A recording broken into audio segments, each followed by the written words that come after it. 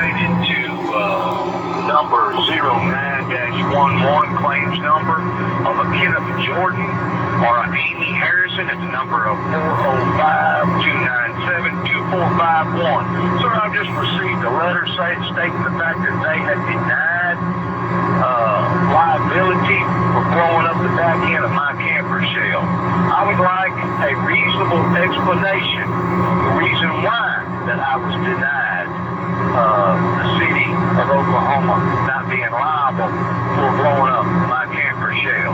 I explained to you, sir, on 5 different occasions that there was nothing in my automobile that was harmful to myself or harmful to society. I signed an affidavit giving you people authority to search my truck. You are the people that created paranoia. You are the people that run a robot in. You are the people that blowed the back end of my damn camper shell up. If I have to, sir, I will go back down to Oklahoma, and I will set up protest booths, and we will turn this upside down in the eyes of the media, sir. Other than that, you have a good day.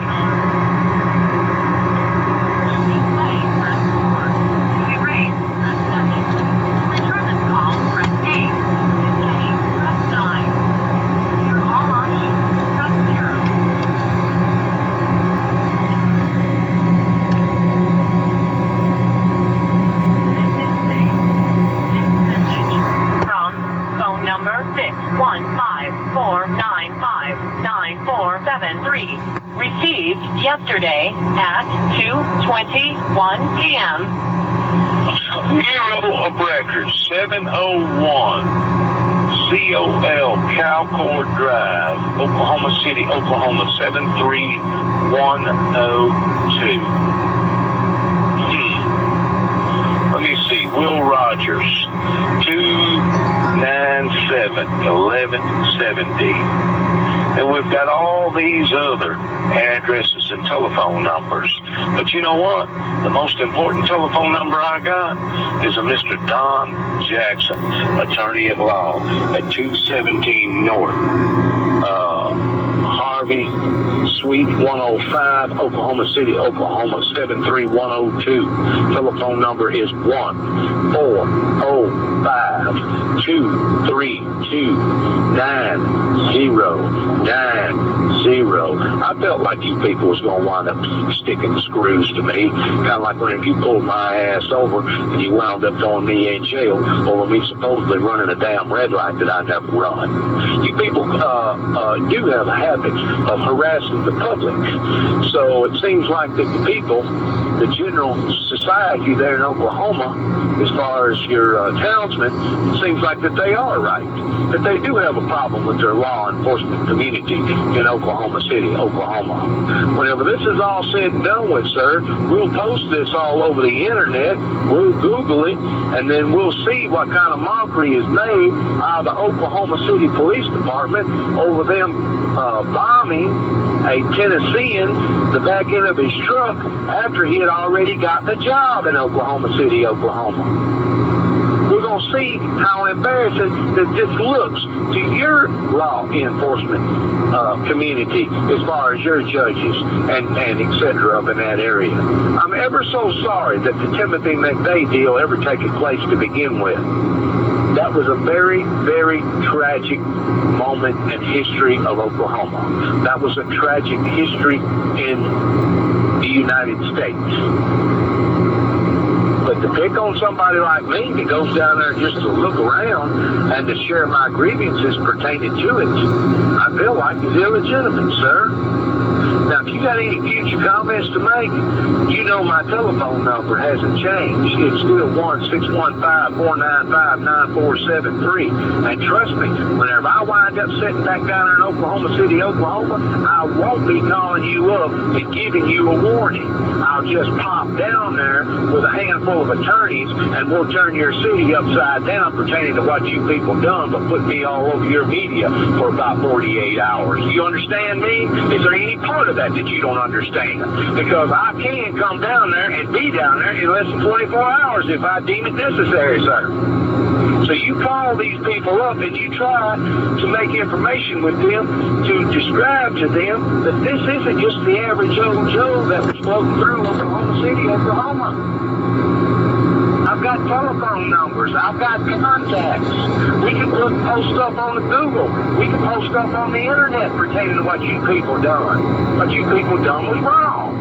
And you need to give an account for it. Hell, it wouldn't be no different if a snow truck drove by and ate the whole side of somebody's automobile up. The city needs to be responsible for their mistakes, and you're not being held accountable. You're just passing it off like, oh well, he'll go away. No, sir, I'm not going away. I have formed a ministry in Jesus Christ Jubilee's Windmill Ministries name. I plan on having a wide world, nationwide ministry, sir. I'm not just going to up and go away. I haven't left and went away since 1988 whenever I sent 9 tapes to the lot. To replay.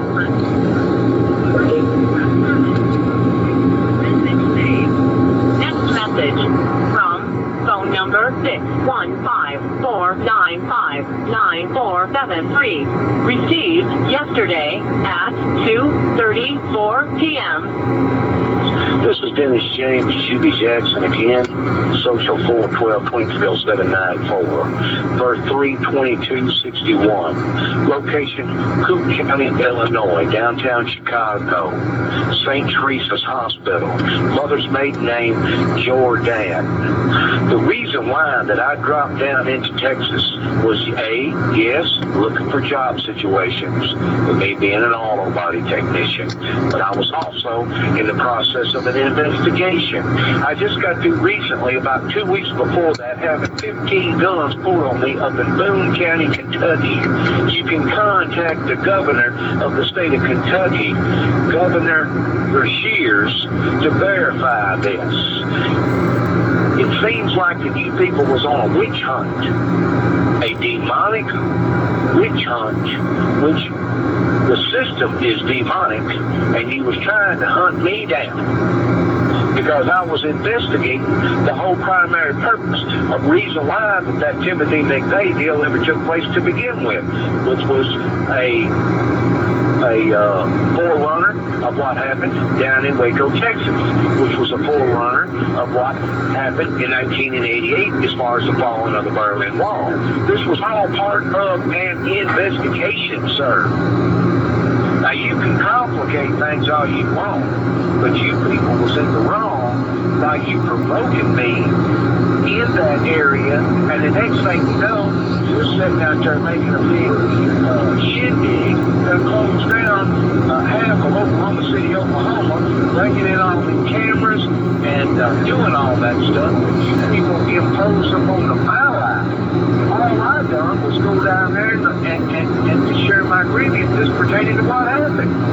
And within 30 minutes, I was getting caught up in the back of a police squad car because of the security down there that's so stinking paranoid.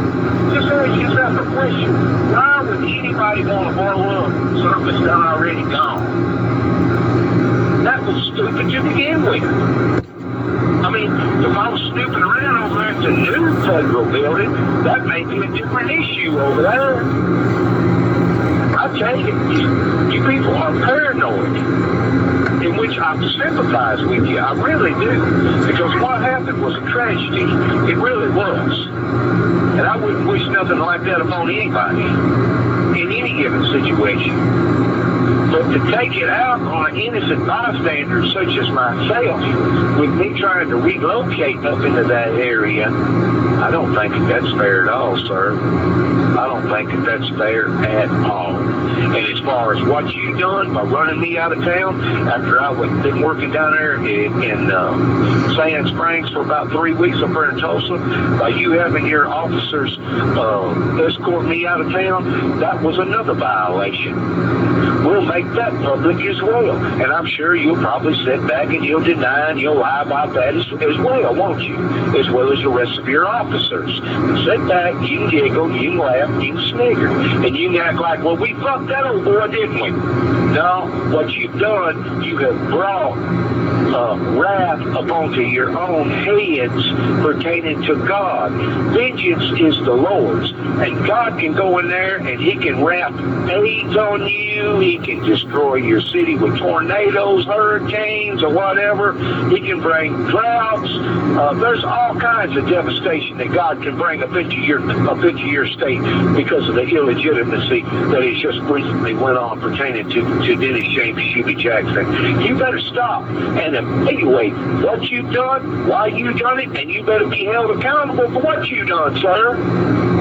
Once more, I did not tell you that. To replay, press message saved. Next message from phone number 615-495-9473. Received yesterday at 6:28 p.m. Mr. Byrne, this is Dennis James Shuby Jackson again, sir. 412-230794. I think you remember me very distinctly. I see that the jury has already come and gone, and the verdict has been passed. You didn't realize, sir, that at the time, a great deal of people was watching this. They was watching me, they was watching you, they was watching your investigators, they was watching all that other crap that was going on. And now it's been and being judged because I've already done contact with my people up in Tennessee, other law enforcement agencies, the governor in Kentucky, the federal judges up in Paducah, Kentucky, and other people, sir. So now we're going to see where the ball really falls. Because once more, whenever you look at war tactics, the means of the many outweigh the means of the few. I had to stand up and do what I done in 1988. It was me promoting this message of the first seal in the book of Revelation chapter 6, verses 1 and 2, towards it being opened, or this country wouldn't even exist. You think you're crying now over a few people that got killed innocently there in Oklahoma City, which was in fact a very, very tragic situation. Do you think that you would be crying right now if a nuclear holocaust would have already occurred to the point that we have killed 400 million people here up onto the nation? This just proves in this investigation of how that the United States government does not want to be held accountable or responsible for the damn actions that they take. You have a good day, sir, and you take care of yourself. Message saved. Next message from phone number 405.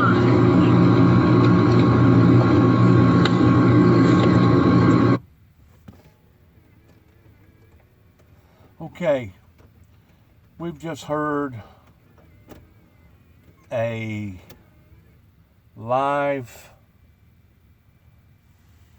recording of what went on in my life in 2009 while I was in Kennesaw, Georgia, calling Oklahoma City, Oklahoma, pertaining to a Lieutenant Burns that I have stayed now in contact with for give or take 10 years. The reason why that I'm wanting to make this particular recording on YouTube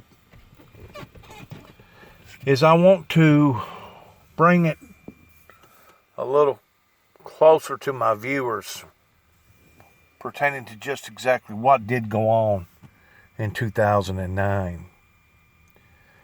In 2009, I was working for Sims's body shop in Louisville, Kentucky. After, I think it was Hurricane Ike that come up through Texas in 2008 that done a lot of devastation as far as tearing down utility lines and trees, and eventually it swung back up towards Indianapolis and it went all the way up to Chicago. Me working for this body shop, at the time I was interviewed by the governor's assistant there in Kentucky pertaining to these events. Homeland Security in Nashville, Tennessee was keeping up with me pertaining to Lee E. Evans. Keep in mind that these same people had played more trickeries on me in the past, going all the way back to 1991, whenever I first wound up in Wheeling, West Virginia, trying to go to Washington, D.C., towards opening up a can of worms. Trickery after trickery after trickery, coming from Homeland Security, Field Office, Nashville, Tennessee. Field Office, Nashville, Tennessee, know just exactly what was going on in my life up in Land Between the Lakes, pertaining to me praying and fasting and seeking God's divine will pertaining to the sword symbolizing peace on earth. In 2009, give or take about the second week, it had come a horrible, horrible ice storm up in Kentucky that you couldn't have separated it any better if you would have designed it towards basically the majority of all the damage was just north of the Kentucky-Tennessee state line, and Tennessee got spared. We're talking trees that was devastated. Limbs, trees. We're talking about a horrible, horrible ice storm. I think the elements was just right. If I'm not mistaken, they got about 2.5, 3 inches of ice. Shut them down. In doing so, I quit Mr. Sims's there in Louisville, Kentucky, and wound up going and working for Bumpus Collision Center there in Clarksville, Tennessee, give or take for about a month, renting from his brother, and things fell through after the ice storm, and the next thing you know, I was dissatisfied, and I quit my job because I wanted to go help some people up in Kentucky do humanitarian work, because the vast majority of them was out of electricity. It was cold, extremely cold, and the governor had already declared something like, I think it was like 80 counties declared a state of emergency on. So I go up there after quitting my job and worked with Grand River's volunteer fire department for about 3 days until I got discovered. Whenever they discovered who I was, because I was the one that caused the Kentucky Dam to be shut down because somebody misunderstood my warnings or my advisories that occurred in 2008. But in 2009, I was basically run out of Livingston County and 2 or 3 other counties until finally I set up shop there in Mayfield, Kentucky, and worked out of a soup line kitchen, a crisis center that had come from Atlanta, Georgia up this way to help these people, we was feeding, give or take, about 5,000 people a day. Every day, give or take, for about 6 weeks until things got up and running again. We had big pots, big generators. We had basically the stuff that you would feed an army with. In the meantime, I'm staying in the church towards being able to be out of the elements. But after I left from there, I purchased another primitive backpack pass.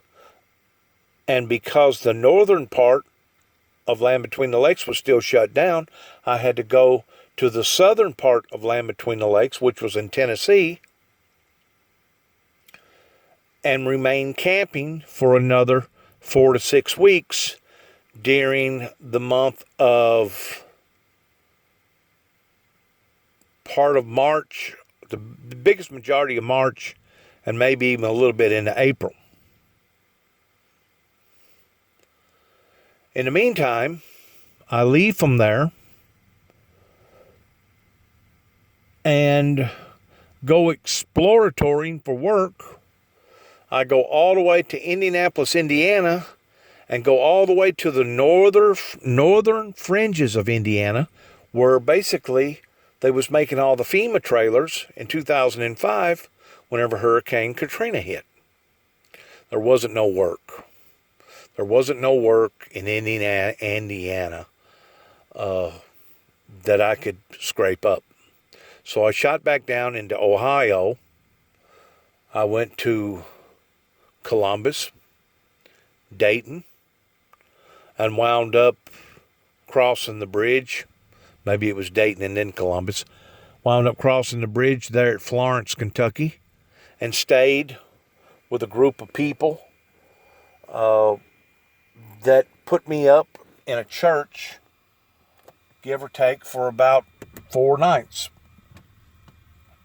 The name of this church was Big Bone Baptist Church, address 11036 Big Bone Church Road, Union, Kentucky, zip code 41091, telephone number 1-859-384-1717. I thought these people that I was staying with was in fact decent, and I expressed to them what had recently went on with the federal government, not only in the Land Between the Lakes, but also pertaining to Homeland Security. Apparently, these people that I thought that I could trust must have contacted the authorities in Florence the day that I was leaving the church, which was give or take about an hour's drive from Florence, Kentucky. I was going to go up to Florence and try to get a job. I went to 2 or 3 different places. But whenever there was a shakedown in the center of the road in broad daylight with about 15 police officers and the FBI accommodating this shakedown towards looking for anything that they could look for, that way they could incarcerate me and put me away, within an hour or 2 after them pulling me over and taking me to their precinct, they let me go. Because they didn't have nothing on me. 0. Hadn't broken no laws. A matter of fact, if anything, I should have been accommodated by some sort of, I don't know, a reward, a star or something, because of me quitting my job towards trying to help them people up there around Benton, Kentucky, Grand Rivers, Kentucky. 4 or 5 other little old towns, like going up towards Paducah, Kentucky, trying to help them people. But instead of them accepting my help, they snarled up their nose at it. Once I identified that the feds the FBI was hounding me, was bird dogging me, that's whenever I made a conscious decision after praying all night, get the heck out of Kentucky, get the heck out of Tennessee, and get the heck completely out of this area and go down towards Plano, Texas, where your cousin lives. In which I did, but I never knocked on his door. Matter of fact, I don't even think I called him because I didn't want him to be involved in what that I was involved by having all these federal agencies following me around. Once I identified that the job situation was going to be tough there in Plano, Texas, which is basically right there in Dallas, I wound up driving a 3.5 hour drive from Dallas into Oklahoma City, Oklahoma, long about this time of the year, because by this time I had already went through several tanks of gas, sleeping outside in the elements, sometimes waking up under a whole sheet of ice, an inch or so thick, in Walmart parking lots, but wound up going to Oklahoma City, Oklahoma, and got a job. But before I got a job, I wound up going to two extremely big churches. I think it was either in Norman or in Eddyville or something like that. But security there had already been contacted by Homeland Security, and I basically was told to leave and not come back by these big churches. Once more, being bird dogged by Big Brother. After I got a job, I worked for a week. The people that I was working for held a week's pay. So I didn't have a whole lot of money, extra cash. So I wound up making a conscious decision on Friday afternoon that I would drive down to Oklahoma City, Oklahoma, and do a little exploring around they call it something brick down there. It's been a while since I've been in that area, so my memory doesn't serve me real good on that. But in doing so is whenever the incredible night that occurred towards the Federal Memorial Building of a security guard freaking out. She freaked out simply because she told me to reach into my pocket and get my billfold, in which I did, but she pulled a gun on me. And from then on, it was all downhill towards what occurred in my life, and me not having a clue that the Oklahoma Marathon was scheduled for that same weekend. And now here I have popped up on a late Friday evening.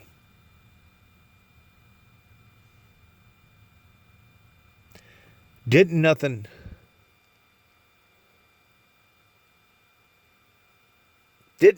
good come out of me being held in incarceration for approximately 8 to 10 hours before finally them releasing me out into the streets, give or take about 6 o'clock that morning, after that they had ransacked my automobile and planted a bomb in the back end of it, a water bomb, towards blowing the windows out of it. But didn't nothing materialize good out of any of that other than putting a lot of people in a very nervous, stressful state of mind. The following next morning, I didn't know that they had a arts and crafts show in which I went to it. Later on that afternoon, I wound up going to a church, a different church, a smaller church, a Methodist church. They're pretty close to 3rd and 4th Street in downtown Oklahoma City, Oklahoma. And that's where I was allowed to speak and talk about the affairs that had occurred in my life the night before. Well, once more, whenever you're talking about these type of events, people talk, people has access to telephones, people get on the telephone and start calling other people, and the next thing you know, the dog was back on its trail. Once more, I was being targeted for no reason. Now all of a sudden they make up a lie and said that I had run a red light. Now all of a sudden I've got the military and federal people staring down my throat. That's high-ranking officials pertaining to serious federal people. They arrest me on false pretenses and let me go the following next morning because once more I had no earthly idea that the marathon was planned for Saturday, the anniversary of 10 years ago in my life. Since then, my life has been in total disarray. Since then, I've had to resign from my career as being an auto body technician. And since then, I have been chewed on, violated, made fun of, dehumanized, criticized, demonized,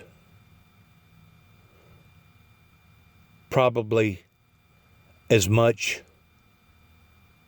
or more than any other subservient that I know of other than Jesus Christ himself. And to be quite honest with you, it would have been easier on all of us if they just would have went ahead and put a bullet in between my ears. It would have eliminated so much suffering, so much confusion, and so much heartache. But see, the United States government has other ways that they can destroy an individual's life other than assassinating them. They can assassinate their character. They can assassinate their goodwill. They can assassinate their intention. They can assassinate their motive. They can assassinate all kinds of things and never physically lay a finger on that person by using corrupt judges and by using corrupt doctors. They can basically put a human being in a padded room for the rest of his life, his or her life, to the point that he or she will never see daylight ever again. That's the power of the United States government. And they done every type of trickery tactic that you can think of towards putting me in places like this and trying to keep me in places like this. Just so happens I was smart enough to identify what that they was trying to do, and I knew to act appropriate during the time that I was being examined by various doctors. Well, now 10 years later has come and gone, the anniversary of the Windmill Ministries missions walking into various people's lives in Oklahoma City, Oklahoma, has now done a whole 10 years. I think they call that a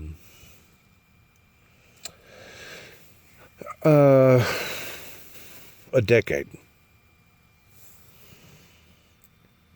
So now I have taken my CD that was live, that Mr. Barnes was trying to present this material to the prosecuting attorney there in Oklahoma City, Oklahoma. And thank God I had a good enough attorney by the name of Jay Silvernail that fought for his client, that knew that I was innocent of such a ridiculous charge, such as threatening a police officer. And he fought 5 or 6 different times before convincing that they did not have a leg to stand on pertaining to trying to plea bargain in the regard of me signing some sort of a waiver stating the fact of guilt, but no time served. This system that is broken has broken itself because of the illegitimacy tactics that it has used on people similar to myself. Again and again and again. And I don't know if it's because a certain law enforcement agencies are trying to get brownie points. That way they can be allotted various money from their state representatives, kind of like what went on in Waco. I'm pretty sure that was to gain some sort of monetary funds from the state of Texas. That way it would advance their law enforcement in that area. That in and of itself turned out to be a backfire upon the law enforcement of what they done to the Davidians. In which I'm not saying that the Davidians was all innocent, because they played a part in it too. But the fact of the matter is, the whole thing down there in Mount Carmel was just mishandled from the get-go, from day one. And of course, to know that there was a massive cover-up that occurred during the Timothy McVeigh and Nichols ordeal with the Ryder truck, 1,000 pounds of ammonium nitrate, literally breaks my heart to know that various agencies in Oklahoma City, Oklahoma, knew at the time that there was no way that Ryder truck could have done that much damage, but kept it concealed to the American people, and especially kept it concealed to the victims that was associated with that tragedy. Just absolutely makes me sick.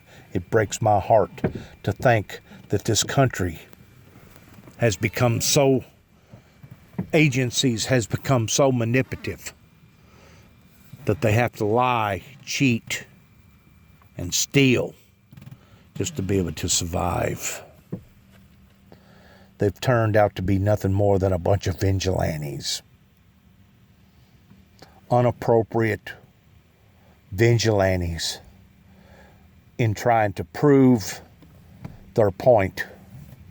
And the only thing that they have proven is that they have been a complete total failure to the safety and the well-being of the American people and the American people's lives. Once more, this is being made in honor of the 10-year anniversary, in honor of